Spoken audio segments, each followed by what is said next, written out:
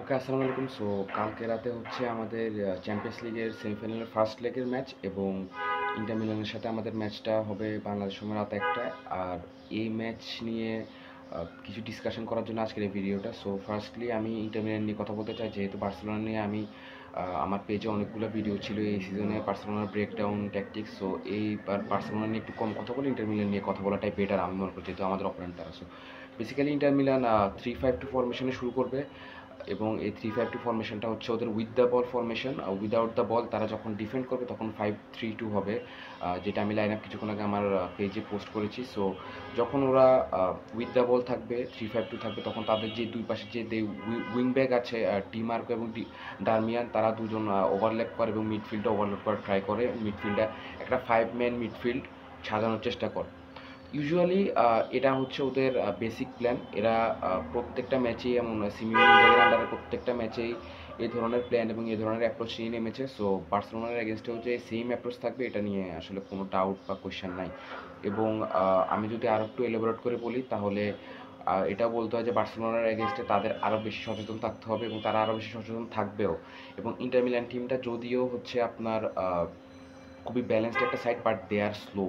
ওরা অতটা বেশি ফাস্ট না এবং খুব ভালো চান্স আছে আমরা যদি কুইক কাউন্টারে কিছু করতে পারি, যেহেতু ওরা উইদাউট দ্য বল 3-5-2 থাকে। সো আমরা যদি কাউন্টার লঞ্চ করে কিছু করতে পারি তাহলে আমাদের একটা ভালো সুযোগ থাকবে স্পেস ক্রিয়েট করা। আর এছাড়া আমরা যদি পজিশন আমাদের পায়ে রাখতে পারি তো সেক্ষেত্রেও আমাদের জন্য কিছু ক্ষেত্রে বেটার হবে। না হলে আসলে ওদের আবার 5 ম্যান মিডফিল্ড হয়ে যাবে দুজন উইং ব্যাক আসার কারণে, যেটা একটা বিশাল ধরনের সমস্যার কারণ হতে পারে বলে আমি মনে করি। এবং প্রবাবল লাইন আপে ওদের ব্যাক লাইন শুরু হয় ইয়ান সোমার দিকে। সোমার অত্যন্ত ভালো একজন গোলকিপার। লাস্ট কয়েক বছর থেকে আমরা দেখেছি সোমার বিগ ম্যাচে পারফর্ম করে। এবং ওদের তিনজন সেন্টার ব্যাক যারা স্টার্ট করবে আমি মনে করি একজন হচ্ছে বাস্তনি, আরেকজন হচ্ছে আচেরবি, অ্যান্ড আরেকজন সেন্টার ব্যাক স্টার্ট করতে পারে ডি ব্রাই কিংবা পাওয়ার্ড, এটা এখনও শিওর না। এটা হচ্ছে ওদের তিনজন সেন্টার ব্যাক। এবং আমরা যদি ওদের দুজন ফুল ব্যাকের কথা বলি বা উইং ব্যাক যেটা বলেন, যেহেতু হচ্ছে এরা বেসিক্যালি উইং ব্যাকের মতো অ্যাক্ট করে। একজন হচ্ছে দারমিয়ান, আরেকজন হচ্ছে ডিমার্কো। দুজনই দুর্দান্ত দুজন উইং ব্যাক এবং ভালো ধরনের সমস্যার কারণ হতে পারে আমাদের জন্য, যেহেতু আমরা বালদেকেও এই ম্যাচে পাচ্ছি না। এছাড়া এই যে তিনজন মিডফিল্ড থাকবে মাঝখানে, ওরা হচ্ছে চালানোগুলো, একজন হচ্ছে ব্যারেল্লা, আরেকজন হচ্ছে মিকিটারিয়ান। এখন এই ইন্টার মিলানের মিডফিল্ড নিয়ে একটা কথা বলা আছে। ইন্টার মিলানের মিডফিল্ডটা কিন্তু দুজন ভেটারান প্লেয়ার আছে, চালানোগুলো আর মিকিটারিয়ান। ওদের বেঞ্চও প্লেয়ার আছে অনেক ভালো প্লেয়ার, যারা হচ্ছে ম্যাচের সিচুয়েশন চেঞ্জ করে দিতে পারে। তো মিডফিল্ডার নিয়ে যদি আমি বলি, ইন্টার মিলানের একটা ভালো স্ট্রেংথের জায়গা হচ্ছে ইন্টার মিলানের মিডফিল্ড। কারণ আপনি দেখেন যখন আপনি 5 জনের মিডফিল্ড হয়ে যায় তখন কিন্তু ওয়ার্ল্ডের যে কোনো টিমের জন্য ওই মিডফিল্ডটা অপারেট করা খুব স্ট্রং হয়। আর আমি একটা কথা অনেক বেশি জায়গায় দেখছি যে Inter Milan defensive team. No, no, Inter Milan is not a defensive team. ওরা ডিফেন্সিভ টিম না, ওরা হচ্ছে ডিফেন্সটা খুব ভালো করে they are not defensive team. এবং আমরা যদি লাস্টে বায়ার্ন মিউনিখের সাথে ওদের ম্যাচটাও দেখি, আপনি দেখবেন যে ওরা কিন্তু ওদের ডিফেন্স কিন্তু মানে অনেক ধরনের প্রবলেম ফেস করছে ওই ম্যাচটাতেও। সো ডিফেন্সিভ টিম না, ওরা খুব ভালো ডিফেন্স করতে পারে এবং ওদের একটা ল্যাকিংসের জায়গা আছে, সেটা হচ্ছে ওদের টিমটা একটু স্লো টিম। সো আপনি যদি কুইক ট্রানজিশনে ওদেরকে পেস দিয়ে বিট করতে পারেন তাহলে আপনার খুব ভালো সুযোগ থাকবে দু একটা ব্রেক থ্রুতে গোল পাওয়ার। সো আমাদের চেষ্টা করতে হবে যে আমরা যেভাবে এই সিজনে কিন্তু বার্সেলোনা যে একদম ট্রেডিশনাল টিকি টাকা ফুটবল খেলছে, অফকোর্স নট। আমরা অনেকগুলো ম্যাচে কাউন্টার অ্যাটাকে গোল দিছি এবং হয়তোবা দুই একটা পাসে গোল হয়েছে। যেমন লাস্ট রিয়াল মাদ্রিদের সাথে যে সেকেন্ড গোলটা দিচ্ছে, ফের্নান্দেসের যে গোলটা ছিল ওটাও কিন্তু দুই একটা পাসে হয়ে গেছে। সো এমন না যে হচ্ছে আমরা খুব ট্রেডিশনাল টিকি টাকা খেলতেছি, এমনটা না। বাট আমাদেরকে কুইক কাউন্টারে যদি আমরা ইন্টার মিলানকে ধরতে পারি তাহলে আমাদের জন্য এটা অনেক বেটার এবং বেস্ট অপশন হবে।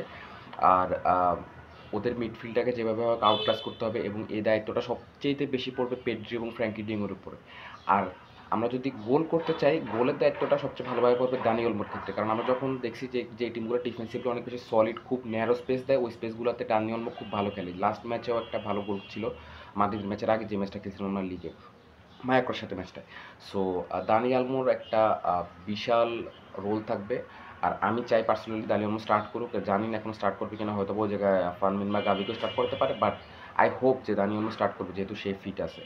এবং আমাদের যেটা বলছিলাম আগে, যে পেড্রি এবং ফ্র্যাঙ্কি ডিয়ং এই দুজনের অনেক বেশি ডিউটি পালন করতে হবে মিডফিল্ডে, কারণ এই দুজনের উপরেই ম্যাচের টেম্পোটা সবচেয়ে বেশি নির্ভর করতেছে। আর লামিন ইয়ামাল রাফিনা তো অ্যাজ ইউজুয়াল এটাকে আছেই। সো এটা আমাদের জন্য খুবই ইম্পর্ট্যান্ট। ফার্স্ট লেগের ম্যাচটা অ্যাটলিস্ট যদি আমরা 2 গোলের লিড জিততে পারি তাহলে আমরা কিছুটা সেফ জোনে থাকবো। আদার দেন দ্যাট যদি 1 গোলের লিডে জিতি বা কোনো কারণে যদি ম্যাচটা ড্র হয় বা হেরেও যায় তাহলে এটা খুবই খুবই টাফ হবে সেকেন্ড লেগে কামব্যাক করাটা আমাদের পক্ষে। বাট এমন না যে ইন্টার মিলানকে আমরা হারাতে পারবো না বা কোনো টিমকে কোনো টিম হারাতে পারবে না। ইন্টার মিলানের লাস্ট কয়েকটা ম্যাচও খুব একটা বেশি ভালো যায় নাই। ওদের ইনজুরি প্রবলেম আছে, Marcus Thuram out for injury. আমাদের ইনজুরি প্রবলেম আছে, আমরা বালদেকে পাবো কিনা আমরা not sure. Lewandowski out for injury. So দুটো টিমেরই টুকটাক কিছু সমস্যা আছে। But Barcelona compare to inter Milan অনেক ভালো শেপে আছে এই মুহূর্তে, কারণ ইন্টার মিলান লাস্ট কয়েকটা ম্যাচ ভালো রেজাল্ট করতে পারেন নাই। সো দেখা যাক ম্যাচের রেজাল্ট কী হয়। বাট এটা হচ্ছে জাস্ট ফার্স্ট লিগ নিয়ে কথা বলছি। ফার্স্ট লিগ শেষ হলে সেকেন্ড লিগ নিয়ে কথা বলতে পারবো। সেকেন্ড লিগ নিয়ে এখনও ওভারঅল কোনো ডিসকাশন না এটা।